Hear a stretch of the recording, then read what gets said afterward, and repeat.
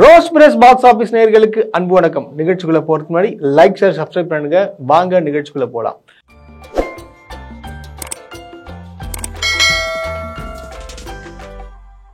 Good bad ugly நாளைக்கு பாத்தீங்கன்னா teaser release ஆக போகுது. ஆனா டீசர் ரிலீஸ் ஆகுறது பாத்தீங்கன்னா ஒரு படமே ரிலீஸ் ஆகிற அளவுக்கு பாத்தீங்கன்னா பயங்கரமான ஒரு எக்ஸ்பெக்டேஷன் கிரியேட் பண்ணிருக்கு. தமிழ் இண்டஸ்ட்ரி மட்டும் இல்லைங்க, எல்லா இண்டஸ்ட்ரியும் பாக்குற லெவல்ல இருக்குன்னு சொல்லாங்க. சரி, அந்த அளவுக்கு பயங்கரமான ஒரு இந்த படத்துக்கு மேல ஹை எக்ஸ்பெக்டேஷன் ஆகி போயிடுச்சு. ஏன்னா ஏகப்பட்ட பேர் எதிர்பார்க்கறாங்க குட் பேட் அக்லி எப்போ ரிலீஸ் ஆகும், டீசர் எப்போ ரிலீஸ் ஆகும். ஏன்னா அந்த சின்ன சின்ன இன்ட்ரோ சீன் நீங்க பார்க்கும்போது உங்களுக்கு தெரியும். ஏன்னா அஜித் குமார் அவர்கள் வரும்போது பார்த்தீங்கன்னா ஒரு ஷேடோல காட்டுறாங்க.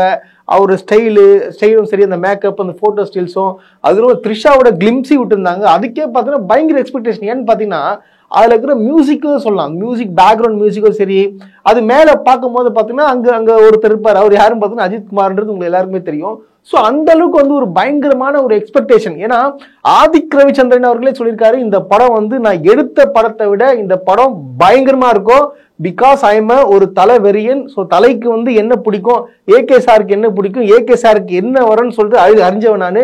ஏகே சாருக்கு என்ன பண்ணா ஆடியன்ஸ் பார்ப்பாங்கன்றது முதல் கொண்டு எல்லாமே எனக்கு தெரியும். ஸோ அதனால படம் பயங்கரமா இருக்கும்னு சொல்லிக்கிறாங்க. ஆக்சுவலா பார்த்தோன்னா பேரை பத்தி பேசணும்னு வச்சுங்களேன். அதாவது த்ரிஷா அவர்களும் சரி, அஜித் குமாரும் சரி, பயங்கரமான பேருங்க. ஏன்னா அந்த கிரீடம் படத்திலேயே நீங்க பார்த்திருப்பீங்க, ஒரு பயங்கரமான ஒரு அழகான ஒரு விஷயம், ஒரு லவ் ட்ராக் ஒன்று போகும். அது பயங்கரமா இருக்கும். ஏன்னா பயங்கரமான ஒரு லவ் பேர்னு சொல்ல ரெண்டு பேருமே. அதாவது இந்த படம் ஒரு ஆக்ஷன், ஒரு த்ரில்லர் மாரி சொல்றாங்க. ஆக்ஷன் த்ரில்லர்னா பாத்தீங்கன்னா அஜித் சார்கள் பாத்தீங்கன்னா ஒரு கேங்ஸ்டரா வர மாதிரி சொல்றாங்க. சிலவங்க சொல்றாங்க இல்ல ஒரு கேரக்டர் போலீஸா இருக்கும்னு சொல்றாங்க. யாராலுமே யூகிக்க முடியாத ஒரு படம் தான் குட் பேட் அக்லி அப்படின்னு சொல்லிட்டு வரப்போகுது. ஸோ இந்த குட் பேட் அக்லி வர்றது பார்த்தீங்கன்னா ஏகப்பட்ட பேருக்கு ரொம்ப பிடிக்குது. ஆனால் சிலவர்கள் பார்த்தீங்கன்னா இந்த படத்தை அழிக்க நினைக்கிறாங்கன்னு சொல்லலாம். அதாவது இப்பவே இதை காலி பண்ணாதான் கரெக்டாக இருக்கும், இல்லைன்னா அஜித் அவர்கள் படம் ஹிட் ஆகிடும். ஸோ அடுத்த வருஷம் ஃபுல்லாக அவரை பற்றி பேச ஆரம்பிச்சிருவாங்க. ஸோ இந்த மாதிரியான காரியத்தில் இறங்குறாங்க. எனக்கு ஒரு விஷயம் மட்டும் புரியவே மாட்டேங்குதுங்க. எல்லாருமே எடுத்தாலும் சரி, அவங்களுக்கு ஆப்போசிட்டான ஆள் பார்த்தீங்கன்னு வச்சுங்களேன், விஜய் ரசிகர்கள் தான் இருப்பாங்க. இப்ப அஜித் அவர்கள் எடுத்தா விஜய் ரசிகரா இருப்பாங்க, ரஜினி அவர்கள் எடுத்தாலும் விஜய் ரசிகர் தான் இருப்பாங்க, சூர்யா அவர்கள் எடுத்தாலும் விஜய் ரசிகர் தான் இருப்பாங்க. அப்ப என்னதான் பிரச்சனை? அப்போ இவங்களுடைய படம் மட்டும்தான் நல்லா வரணும், மத்தவங்க படம் வரக்கூடாது, இந்த மாதிரி ஒரு வன்மத்தை வச்சிருக்காங்களா? எல்லாருக்குமே ஒரு பிரச்சனைனா அப்ப ஏன் ஒரே பிரச்சனை யாருன்னு பார்த்தோன்னா விஜய் ரசிகர்கள் மட்டும்தான். ஸோ இதுதான் நடந்துட்டு இருக்கு. எதுக்காக இப்படி பண்றாங்க அவங்களுக்கு இன்னுமே புரியல. நம்ம அரசியலுக்கு வந்துட்டோம், நம்ம எல்லாருமே ஆதரிச்சு அனுசரிச்சு அவங்க படத்தையும் பார்த்து நம்ம நல்லா இருக்குன்னு சொல்லிட்டு சொல்லணும். மற்றவங்க கீழ்த்தரமா பேசக்கூடாது அப்படின்ற ஒரு சாதாரண ஒரு பேசிக் திங்கே இன்னும் கத்துக்காம இருக்கிறாங்க. அதனாலதான் இன்னும் பார்த்தீங்கன்னா சோசியல் மீடியால, அதாவது அவங்களுடைய கழகத்தினரே, அதாவது தொண்டர்கள், கழகத்தினர், நிர்வாகிகள் வச்சுங்க, யாரும் சரி எல்லாமே இப்பவே பாத்தீங்கன்னா இன்னமும் அஜித் அவர்களை நெகட்டிவ் ப்ரமோஷன் பண்றதாவே இருக்கிறாங்க. இது எப்படி, எந்த ஒரு மனநிலைன்னு சொல்லிட்டு எனக்கு தெரியவே இல்லை. ஸோ அதெல்லாம் விட்டுருங்க. என்ன நீ கத்துனாலும் கதர்னாலும் இல்ல என்ன பண்ணலாம் சரி, குட் பேட் அக்லி கண்டிப்பா ஏப்ரல் 10 ரிலீஸ் ஆக போகுதுன்னே சொல்லாங்க. அதுக்கப்புறம் பாத்தீங்கன்னு வச்சுங்களேன், இந்த படத்துடைய ப்ரமோஷன்ஸ் பயங்கரமா ஹைப்ல எகிரிட்டே இருக்கு. அதாவது பயங்கரமான எக்ஸ்பெக்டேஷன். ஏன்னா இந்த மைத்ரி ப்ரொடக்ஷன் பாத்தீங்கன்னு வச்சுக்கலாம், நீங்க சாதாரண ப்ரொடக்ஷன் நினைச்சுக்காதீங்க. புஷ்பா 1, புஷ்பா 2 இந்த ரெண்டு படத்தையோட எடுத்த ப்ரொடக்ஷன் தான் மைத்ரி. அதாவது புஷ்பா 1லே பாத்தீங்கன்னா 700 crores மேல போயிருக்கு. புஷ்பா 2 சொன்ன மாதிரி 2000 மேல அச்சீவ்மெண்ட் பண்ணிருக்காங்க. இதெல்லாம் வேற லெவல் அச்சீவ்மெண்ட்டே சொல்லாங்க.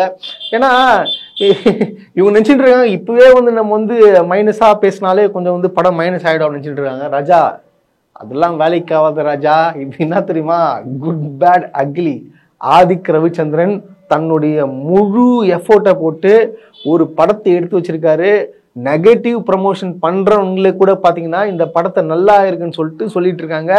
இன்னமும் அவங்களே பாசிட்டிவா பேசவே ஆரம்பிச்சிட்டாங்க. ஏன்னா படம் பயங்கர எக்ஸ்பெக்டேஷன். நான் ஓப்பனா சொல்றேன், இந்த படம் நான் சொல்றேன் அஜித் சாருடைய கரியர்லயே பயங்கரமா வரப்போகுதுன்னு சொல்றேன். ஏன்னா பாத்தீங்கன்னா இந்த படத்தோட எக்ஸ்பெக்டேஷன் என்ன பாத்தீங்கன்னா, அந்த தயாரிப்பாளர் வச்ச ப்ராஜெக்ட் என்னன்னு பாத்தீங்கன்னா பட்ஜெட், அதாவது எப்படியாச்சும் இந்த படம் 1000 crores தாண்டணும், இதுதான் அவங்களுடைய டார்கெட்டா வச்சு பண்ணிட்டு இருக்காங்க. ஸோ அதன்படியே தான் போயிட்டு இருக்கு. இப்பவே பார்த்தீங்கன்னா ஏகப்பட்ட பேர் போட்டி போட்டு இருக்காங்க டிஸ்ட்ரிபியூஷன்ல. நான் தான் வாங்குவேன் ஏன்னா வெளியிலலாம் பார்த்தீங்கன்னா வந்து பிரச்சனை போயிட்டு இருக்குன்னு கேள்விப்பட்டேன். ஏன்னா அந்த அளவுக்கு ஹைலி எக்ஸ்பெக்டேஷன் ஆகி போச்சு. விடாமுயற்சியே பார்த்தீங்கன்னா வந்து ஆஸ்திரேலியா, நியூசிலாண்டிலும் ஏகப்பட்ட நாட்டில் வந்து ரிலீஸ் ஆச்சு. இந்த படம் பார்த்தீங்கன்னா அந்த ஸ்க்ரீனை விட டபுள் மடங்கு வந்து வாங்க போறதாகவும் பேசிட்டு இருக்காங்க.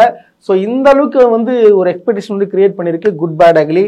எது எப்படி அவங்க சொன்ன டைம்ல இது வந்து போன ப்ரொடக்ஷன் மாதிரிலாம் கிடையாது. போன ப்ரொடக்ஷன் ஸோ என்ன ஒரு மிஸ் அண்டர்ஸ்டாண்டிங்கோ என்னன்னு சொல்லிட்டு நம்மளுக்கு தெரியல. இருந்தாலும் வந்து படம் வந்துச்சு, வெற்றி அடைஞ்சி, அதான் உண்மை. அது வந்து ஏற்றுக்க முடியாத சிலர் வந்து இன்னமும் கதறிட்டு இருக்காங்க. அதெல்லாம் நமக்கு தேவையான விஷயம்.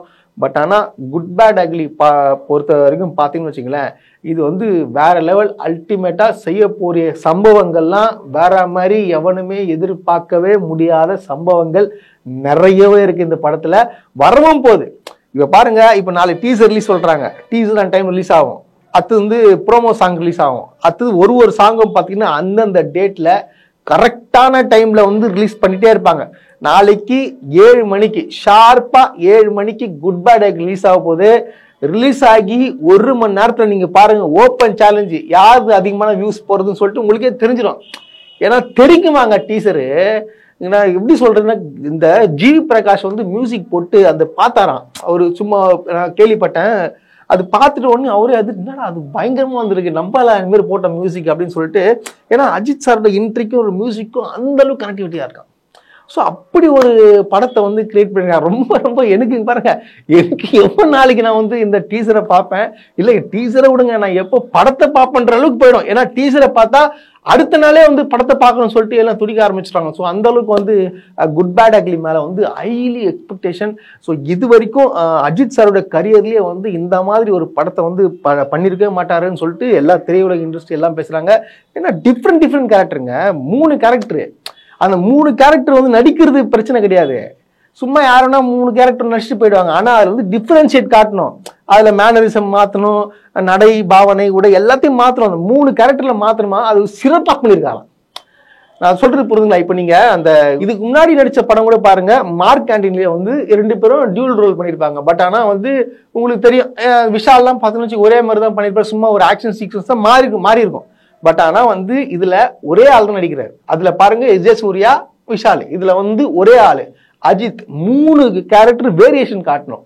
ஸோ உங்களுக்கு தெரிஞ்சிருக்கும், வரலாறுன்ற ஒரு படம் வந்து வரலாறுனா ஒரு வரலாறே படிச்சுட்டாரு அந்த படத்துல. அதுல எந்த அளவுக்கு ஒரு டிஃபரன்ஷியேட் காட்டியிருப்பாருன்னு சொல்லி, ஸோ அந்த அளவுக்கு வந்து ஒரு டிஃபரன்ஷியேட் வந்து கண்டிப்பா வந்து காட்டியிருப்பாரு. நாளைக்கு ஒன்றும் இல்லைங்க, இது எதுக்காக இந்த வீடியோன்னு பார்த்தீங்கன்னா, நாளைக்கு ரிலீஸ் ஆகுது பார்த்தீங்கன்னா டீசரு. அந்த டீசருக்கான ப்ரோமோ தான் இந்த வீடியோ. ஸோ வந்து நாளைக்கு இந்த டீசரை பார்த்துட்டு உங்களுக்கு ஒரு ஸ்பெஷலான வீடியோ காத்திருக்கு.